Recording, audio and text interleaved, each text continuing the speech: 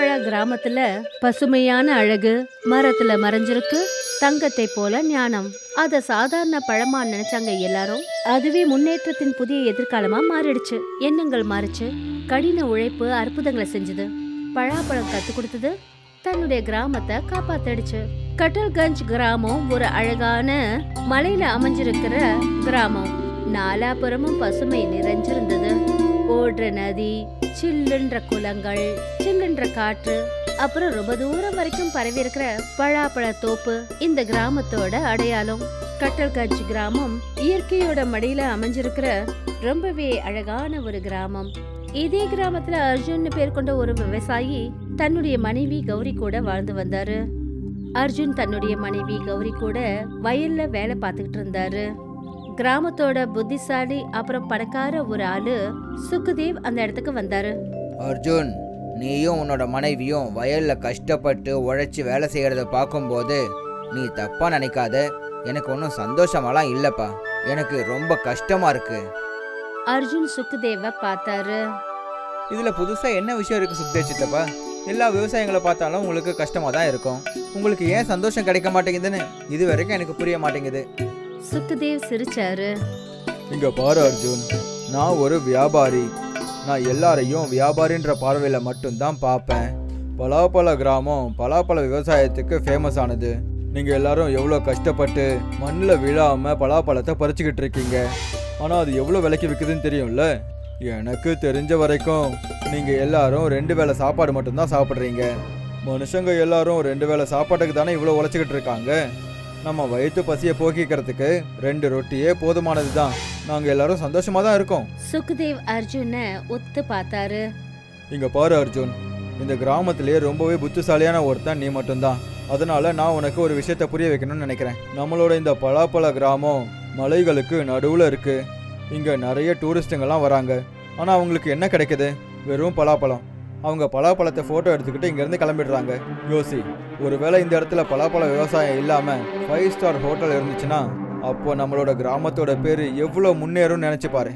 விவசாயிங்களாம் அங்கே வந்து ஹோட்டலில் வேலை பார்த்தாங்கன்னா நிறைய சம்பாதிப்பாங்க. பசங்களை நல்ல ஸ்கூலில் படிக்க வைக்கவும் முடியும். அப்புறம் அவங்களோட எதிர்காலமும் முன்னேறும்ல. சுக்குதேவ் இதுக்கு மேல இன்னும் ஏதோ சொல்ல வந்தாரு. அப்ப அர்ஜுன் தன்னுடைய கையை உயர்த்தி அவரை தடுத்தாரு. போதும் சுக்தேவ் சித்தப்பா, போதும். நீங்கள் என்ன சொல்ல வரீங்கன்னு இப்போ எனக்கு நல்லாவே புரியுது. நீங்கள் இந்த விஷயத்த ஒரே வார்த்தையில் எனக்கு புரிய வச்சிருக்க முடியும். நீங்கள் என்ன ஆசைப்படுறீங்க? விவசாயிங்க அவங்க நிலத்தை விற்றுட்டு 5 ஸ்டார் ஹோட்டலில் வெயிட்டராக வந்து வேலை பார்க்கணுமா? கண்டிப்பாக அப்படி நடக்கவே நடக்காது. இதை பற்றி நீங்கள் எப்பவும் யோசிக்காதீங்க. ஏன்னா அப்படி நடக்கிறதுக்கு நான் கண்டிப்பாக விட மாட்டேன். சுக்குதேவுக்கு கோவம் வந்துடுச்சு. அப்புறம் அவர் அங்கிருந்து போயிட்டாரு. சுக்குதேவ் அங்கிருந்து போனதும் கௌரி அர்ஜுன் பக்கம் திரும்பினா. இவரோட எண்ணம் சரியா இருக்கிற மாதிரி எனக்கு தெரியல. ரொம்ப நாளா நானும் பார்த்துக்கிட்டு வரேன். இவர் இந்த கிராமத்தையே சும்மா சுத்தி சுத்தி வந்துட்டு இருக்காரு. அப்புறம் ஏதாவது ஒரு விவசாயி கிட்ட ஏதாவது பேசிட்டு இருக்காரு. நானும் அதை பார்த்துக்கிட்டு தான் இருக்கேன். இப்போ பார்க்க வேண்டியது என்னன்னா, இவர் அடுத்தது என்ன சதித்திட்டம் தீட்ட போறாருன்னு தான். கொஞ்ச நேரத்துக்கு அப்புறம் சுக்குதேவ் தன்னுடைய மாளிகைக்கு போயிட்டாரு. அவர் கிராமத்திலேயே ரொம்ப பணக்கார வியாபாரி. அப்பதான் அங்க ஒரு கார் வந்து நின்னுச்சு. கார்ல இருந்து ஒரு பெரிய ஆளு வந்து இறங்கினாரு. அவரு வேற யாரும் இல்ல, அவரு சிட்டியோட பெரிய பில்டர் ராஜேஷ் அகர்வால். ராஜேஷ் அகர்வாலை பார்த்ததுமே சுக்குதேவோட முகத்துல சிரிப்பு வந்தது. நான் உங்களுக்காக தான் காத்துக்கிட்டு இருந்தேன் மிஸ்டர் ராஜேஷ். மிஸ்டர் சுக்தேவ், காத்துக்கிட்டு இருந்தது எல்லாமே முடிஞ்சு போயிடுச்சு. நான் இப்போ எதை தெரிஞ்சுக்க வந்தேன்னா, எப்போதான் இந்த கிராமத்து நிலங்கள்லாம் என்னோட பேருக்கு மாறப்போகுது. நான் உங்களுக்கு எவ்வளோ பணம் கொடுத்துருக்கேன்னு எனக்கே தெரியலை. ஒரு தடவையும் நான் வரும்போது இந்த ஊரோட நிலம் என்னோட பேருக்கு சீக்கிரமாக மாறிடும்னு சொல்லிட்டு தான் இருக்கீங்க. ஆனால் இது வரைக்கும் ஒரு சின்ன நிலம் கூட என் பேருக்கு மாறவே இல்லை. சுக்குதேவ் நிதானமா சொன்னாரு. எனக்கு இன்னும் கொஞ்ச நாள் மட்டும் அவகாசம் கொடுங்க. நான் முயற்சி பண்ணிட்டு தான் இருக்கேன். ராஜேஷ் அகர்வால் சுக்குதேவ உத்து பார்த்தாரு. சரி, நான் உங்களுக்கு இன்னும் 1 மாதம் டைம் கொடுக்குறேன். அதுக்கப்புறம் ஒன்று அந்த நிலம்லாம் என் பேருக்கு மாறணும், அப்படி இல்லைன்னா நான் உங்களுக்கு கொடுத்த பணம் எனக்கு வரணும். பார்ட்னர்ஷிப்பை பற்றின கனவை மறந்துடுங்க. உங்களுக்கு தெரியுமா நான் எதுக்காக இங்கே 5 ஸ்டார் ஹோட்டல் கட்ட நினைக்கிறேன்னு? இந்த கிராமம் மலைகளுக்கு நடுவில் இருக்குது. இங்கே நதிகள் இருக்குது, குளங்கள் இருக்குது, காடு இருக்குது. அப்புறம் உங்கள் கிராமத்து ஆளுங்க சாதாரண பலாப்பழ விவசாயம் தான் பண்ணுறாங்க. இந்த காலத்தில் பலாப்பழத்தெல்லாம் யார் சாப்பிட்றாங்க? எல்லாரும் சவுமீன், மோமோஸ், அப்புறம் பர்கர் சாப்பிட்றாங்க. பலாப்பழம் பழைய காலத்து ஃபேஷன் ஆயிடுச்சு. சுக்குதேவ் தன் நம்பிக்கையோட என்ன சொன்னாருன்னா, நீங்கள் எதுக்கும் கவலைப்படாதீங்க, நான் என்னோட இலக்கை ரொம்பவே நெருங்கிட்டேன். ராஜேஷ் அகர்வால் கூலா ஒரு சிரிப்பை சிரிச்சாரு. அதுதான் உங்களுக்கும் நல்லது. ஒருவேளை 5 ஸ்டார் ஹோட்டலை இங்கே கட்டிட்டா அப்புறம் நான் உங்களை 50% பார்ட்னர் ஆக்கிடுறேன். எல்லா மாதமும் கோடிக்கணக்கில் வருமானம் வரும். உங்களோட விவசாயிங்க 5 ஸ்டார் ஹோட்டலில் சின்ன சின்ன வெயிட்டர் வேலையெல்லாம் பார்ப்பாங்க. அதுக்கப்புறம் அவங்க சம்பளம் மாதம் ஃபுல்லாக பலாப்பழத்தை விற்றா வர்றதை விட ரொம்ப அதிகமாக இருக்கும். இப்படி சொல்லிட்டு ராஜேஷ் அகர்வால் அந்த இடத்த விட்டு போயிட்டாரு. சுக்குதேவ் அங்க தனியா நின்றுட்டு இருந்தாரு. அவர் தனக்கு தானே என்ன பேசிட்டாருன்னா, ரொம்ப ஓவர் ஆயிடுச்சு. அர்ஜுன் நான் சொல்கிறதெல்லாம் கேட்பான்னு நினச்சிக்கிட்டு இருந்தேன். கிராமத்தில் இருக்கிற எல்லாருக்கும் அவனால் சுலபமாக புரிய வைக்க முடியும்னு நினச்சேன். ஆனால் இப்போ என்னென்னா இந்த வேலையை நான் தனியாக தான் பண்ண வேண்டியிருக்கும் போல இருக்கு. அர்ஜுனோட கதையை நான் அப்புறமா பார்த்துக்கிறேன். மறுநாள் சுக்குதேவ் மொத்த கிராமத்திலையும் இடமா சுத்திட்டு இருந்தாரு. அவர் மக்களை தன்னோட வலையில சிக்க வைக்க அப்புறம் தன் பக்கம் இழுக்கிறதுக்கு அவர் முயற்சி பண்ணிட்டு இருந்தாரு. அப்பதான் பல்ராம்னு பேர் கொண்ட ஒருத்தர் சுக்குதேவ் கிட்ட என்ன சொன்னாருன்னா, சுக்குதேவ், நாங்க எல்லாருமே அர்ஜுன் சொல்றத மட்டும்தான் கேட்போம், இல்லைன்னா எங்க கிராமத்து தலைவர் சொல்றத. ஒருவேளை தலைவர் சொன்னாருன்னா நாங்க இந்த விவசாயத்தெல்லாம் விட்டு தானே ஆகணும். அப்போதானே எங்களுக்கும் நம்பிக்கை வரும், நீ சொல்றத நம்புறதுல எங்களுக்கும் நன்மை நடக்கும்னு. பல்ராம் சொன்னதை கேட்ட உடனே சுக்குதேவ் கொஞ்சம் கூட நேரத்தை கடத்தாம அங்கிருந்து நேரா கிராம தலைவரோட வீட்டுக்கு போனாரு. சுக்குதேவ் தலைவர்கிட்ட என்ன சொன்னார்னா, தலைவரே, நான் கிராமத்தை ஒரு நல்ல நிலைமைக்கு கொண்டு போகணும்னு நினைக்கிறேன். ஆனால் அதுக்கு எனக்கு உங்களோட உதவி தேவைப்படுது. நீ சொல்கிறதுக்கு என்ன அர்த்தம் சுக்குதேவ்? இங்க பாருங்க தலைவரே, எனக்கு ஒரு ஃப்ரெண்டு இருக்காரு. அவர் நகரத்தில் இருக்காரு. அவரோட பேர் ராஜேஷ். அவர் ஒரு பெரிய பில்டர். அவரோட பார்வை பல வருஷங்களாக நம்மளோட கிராமத்து மேலே தான் பட்டுக்கிட்டு இருக்கு. அவர் இந்த இடத்துல ஒரு 5 ஸ்டார் ஹோட்டல் கட்டணும்னு நினைக்கிறாரு. ஆனால் 5 ஸ்டார் ஹோட்டல் கட்டுறதுக்கு விவசாயிகளுக்கு புரிய வைக்கணும்ல. அவங்க அவங்களோட நிலத்தை பில்டருக்கு வித்தாகணும். இதை கேட்டதும் தலைவர் அதிர்ந்து போனாரு. உனக்கு என்ன பைத்தியம் பிடிச்சிடுச்சா சுக்குதேவ்? ஒருவேளை கிராமத்து ஜனங்க அவங்க நிலங்களை வித்துட்டாங்கன்னா அப்புறம் என்ன பண்ணுவாங்க? சுக்குதேவோட முகத்துல சிரிப்பு தெரிஞ்சது. தலைவரே, இந்த விஷயத்தை தான் நான் உங்களுக்கு புரிய வைக்கணும்னு நினைக்கிறேன். யோசிங்க, அந்த பலாப்பழ வயல்ல உங்களுக்கு என்னதான் கிடைக்குது? கிராமத்து விவசாயிங்க ராத்திரியும் பகலும் கஷ்டப்படுறாங்க. அதுக்கு பதிலாக அந்த பலாப்பழம் ரொம்பவே கம்மியான விலைக்கு தான் விற்குது. ஒருவேளை இந்த இடத்துல 5 ஸ்டார் ஹோட்டலை கட்டியாச்சுன்னா அப்புறம் நம்ம கிராமத்தில் இருக்கிற எல்லா விவசாயிகளுக்கும் அங்கே வேலை கிடைக்கும். அதனால எவ்வளோ பணம் வரும்னா அதனால கிராமத்தாளுங்க எல்லாரும் பணக்காரங்களாயிடுவாங்க. கிராம தலைவர் கொஞ்ச நேரம் ஆழ்ந்த யோசனையில மூழ்கிட்டாரு. நீயும் கிராமத்து மக்களோட நல்லதுக்காக தான் பேசிக்கிட்டு இருக்க. சரி, நான் கிராமத்து மக்களுக்கு புரிய வைக்கிறதுக்கு முயற்சி பண்ணுறேன். எனக்கு நம்பிக்கை இருக்கு, நான் சொன்னால் அவங்க கண்டிப்பாக கேட்பாங்க. மறுநாள் தலைவர் சுக்குதேவோட சேர்ந்து கிராமத்து ஜனங்களுக்கு புரிய வச்சாரு. கொஞ்ச நாள்ல அதிகமான கிராம ஜனங்க தலைவர் சொன்னதுக்கு ஒத்துக்கிட்டாங்க. இத பார்த்ததும் சுக்குதேவ் உடனே ராஜேஷுக்கு ஃபோன் பண்ணிட்டாரு. ராஜேஷ் சுக்குதேவ் கிட்ட போனாரு. என்ன ஆச்சு சுக்குதேவ்? நான் ரொம்பவே ஒரு பெரிய மீட்டிங்கில் இருந்தேன். நீ கால் பண்ண உடனே வேக வேகமாக இங்கே வந்திருக்கேன். உங்களோட கனவு நிறைவேறிடுச்சு. விவசாயிங்க எல்லாரும் அவங்க நிலத்தை உங்களுக்கு எழுதி வைக்கிறதுக்கு தயாராக இருக்காங்க. அதுக்காக நீங்கள் இங்கே இருக்க வேண்டியது ரொம்பவே முக்கியம். அப்போதான் எல்லா நிலங்களையும் உங்கள் பேருக்கு மாற்ற முடியும். ராஜேஷோட முகத்துல மகிழ்ச்சி பரவச்சு. ஒருவேளை இதுதான் விஷயம்னா நான் அந்த சிட்டியே மறந்துட்டேன்னு நினச்சிக்கோங்க. மறுநாள் கிராமத்தோட தலைவர் நிறைய விவசாயிகளை கூட்டிக்கிட்டு சுக்குதேவோட வீட்டுக்கு வந்துட்டாரு. சுக்குதேவ், முதல் வேலையா நான் என்னோட நிலத்தை ராஜேஷுக்கு எழுதி கொடுக்குறேன். என்னோட கிராமத்தோட முன்னேற்றத்துக்காக நான் முதல் ஆளாக நிற்கணும்னு நான் நினைக்கிறேன். தலைவர் தன்னுடைய நிலத்தை ராஜேஷோட பேருக்கு எழுதி வச்சாரு. மெல்ல மெல்ல கிராமத்து ஜனங்க எல்லாரும் அவங்க நிலத்தை ராஜேஷோட பேருக்கு எழுத ஆரம்பிச்சாங்க. ராஜேஷ் அவங்க எல்லாருக்கும் அவங்களோட நிலத்துக்கு குறைவான விலையை கொடுத்தாரு. ஒருவேளை இந்த பணம் உங்க எல்லாருக்கும் குறைவா தோணலாம், ஆனா என்ன நம்புங்க, 5 ஸ்டார் ஹோட்டலை முழுசாக கட்டி முடிச்சதுக்கு அப்புறமா நான் உங்கள் எல்லாருக்குமே அங்கேயே வேலை கொடுப்பேன். அப்புறம் சம்பளமும் நிறைய இருக்கும். இதை கேட்டதும் கிராமத்து ஜனங்க எல்லாரும் ரொம்ப சந்தோஷப்பட்டாங்க. அப்புறம் அங்கிருந்து போயிட்டாங்க. மறுநாள் மீதி இருக்கிற கிராமத்து ஜனங்க அவங்களோட நிலப்பத்திரத்தை எடுத்துக்கிட்டு சுக்குதேவோட வீட்டுக்கு போகத்தான் இருந்தாங்க. அப்பதான் அர்ஜுன் தன்னுடைய மனைவி கௌரிய கூட்டிட்டு அங்க வந்தாரு. இங்க பாருங்க, நீங்க என்ன இப்படி ஒரு முட்டாள்தனத்தை பண்ணிட்டு இருக்கீங்க? எதுக்காக உங்க நிலத்தை எல்லாம் அந்த பில்டருக்கு எழுதி கொடுத்துட்டு இருக்கீங்க? உங்களோட அழகான இந்த கிராமத்தை எதுக்காக அழிக்கணும்னு நினைச்சிட்டு இருக்கீங்க? அந்த சமயம் பார்த்து கிராம தலைவர் அங்க வந்துட்டாரு. அர்ஜுன், கிராமத்தோட முன்னேற்றத்துக்கு தடையா வந்து நிற்காத. எனக்கு சுக்தேவ் சொன்ன விஷயம் எல்லாமே புரிஞ்சிடுச்சு. நாம கஷ்டப்பட்டு பழப்பழத்தை விவசாயம் பண்றோம், ஆனா அது ரொம்ப குறைஞ்ச விலைக்கு தானே விற்குது. ஒருவேளை 5 ஸ்டார் ஹோட்டல் கட்டியாச்சுன்னா அப்புறம் இதே கிராமத்து ஜனங்க நல்ல ட்ரெஸ்ஸை போட்டுக்கிட்டு அங்கே வேலை செய்வாங்க, அப்புறம் நல்லா சம்பாதிக்கவும் செய்வாங்க. அர்ஜுனுக்கு கோவம் வந்துடுச்சு. இங்க பாருங்க தலைவரே, வேலை பார்த்து யாராலையும் பணக்காரங்களா ஆக முடியாது. யோசிங்க, இன்னைக்கு நீங்க எல்லாருமே உங்களோட நிலத்துக்கு முதலாளி தான். ஆனா நீங்க எல்லாரும் உங்களோட நிலங்களை வித்துட்டீங்கன்னா அதுக்கப்புறம் மற்றவங்க சொல்றதை செய்யற சாதாரண ஒரு வேலைக்காரங்களா நீங்க எல்லாரும் மாறிடுவீங்க. அப்புறம் வேலைக்காரங்க எப்பவும் பணக்காரங்களா ஆக மாட்டாங்க. அப்பதான் அங்க சுக்குதேவ் வந்தாரு. கிராமத்து ஜனங்களே, அவன் சொல்றதை தயவு செஞ்சு நம்பாதீங்க.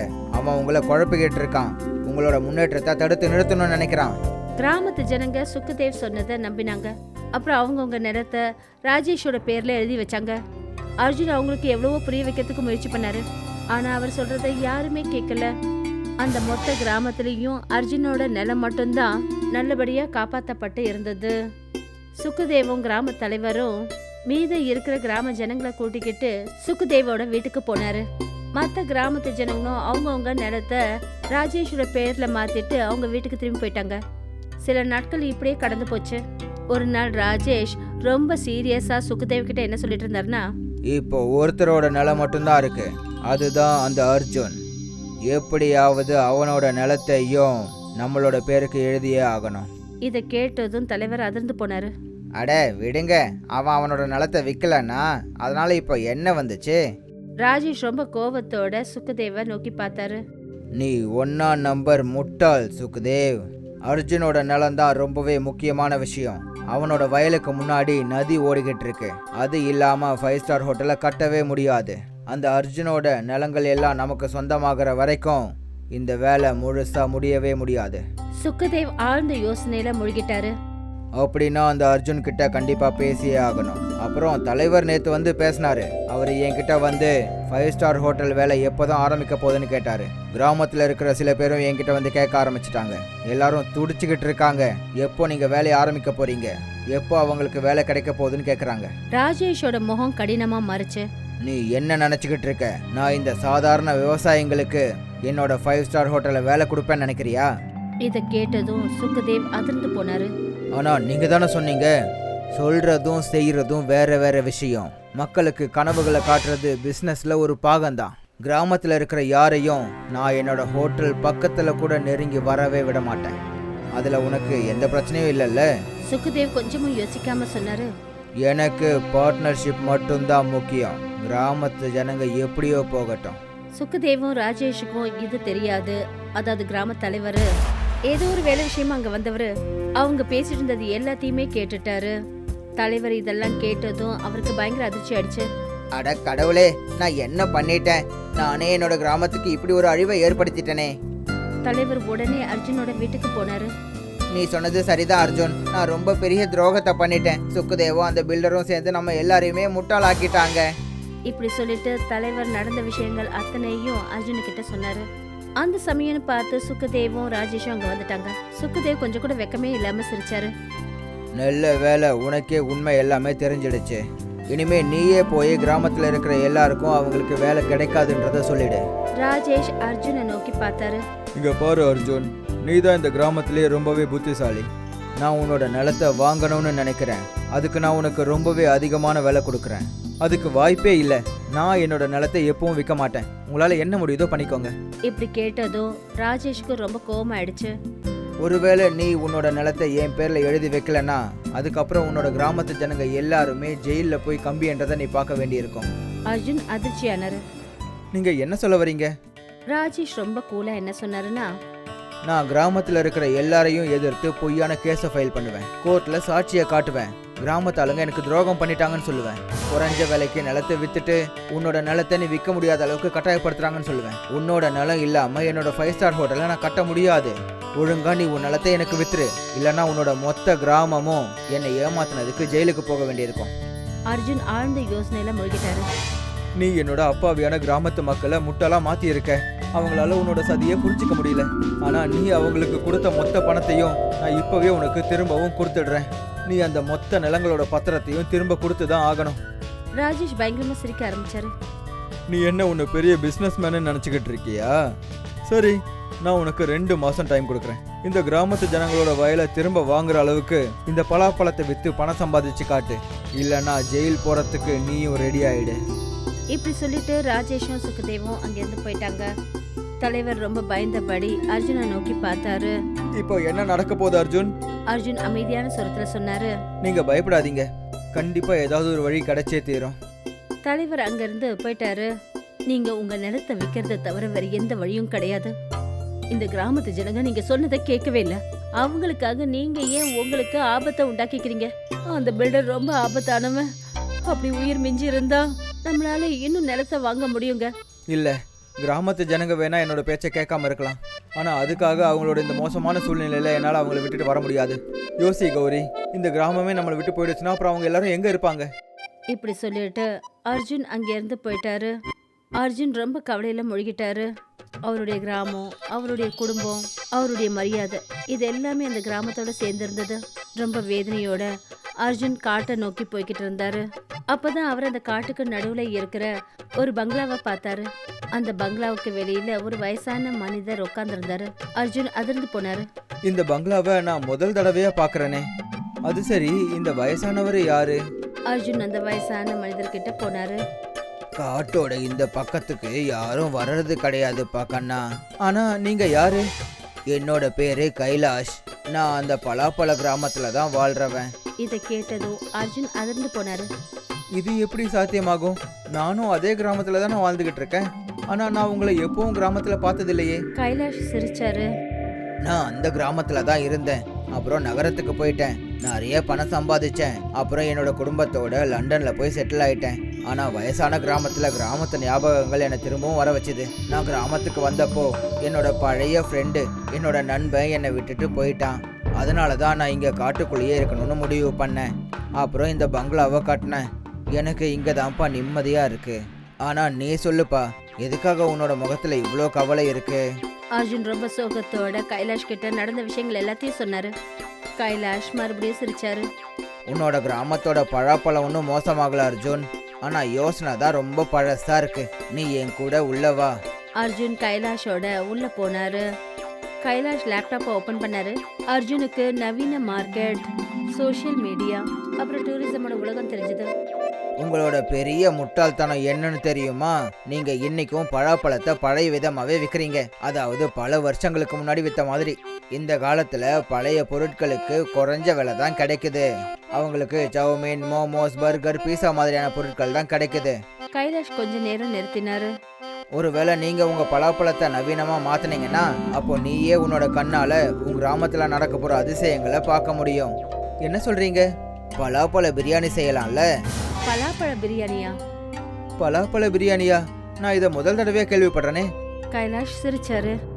பல வருஷங்களுக்கு முன்னாடி நான் இதை பயன்படுத்தி பார்த்தேன். அப்போ நிறைய பேர் ரெடியா இல்லை.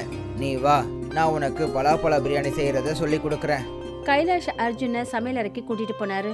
அவரு பலாக்காய ஸ்பெஷலான முறையில வேக வச்சாரு. அப்புறம் மசாலாவை லேசான நெருப்புல வதக்கினாரு. பிரிஞ்சி இலை, ஏலக்காய், லவங்கம், பட்டையோட வாசனை அந்த மொத்த அறையிலையும் பரவிடுச்சு. பலாக்காய மசாலாவில் போட்டு தம்ல வச்சு சமைக்கிறாங்க.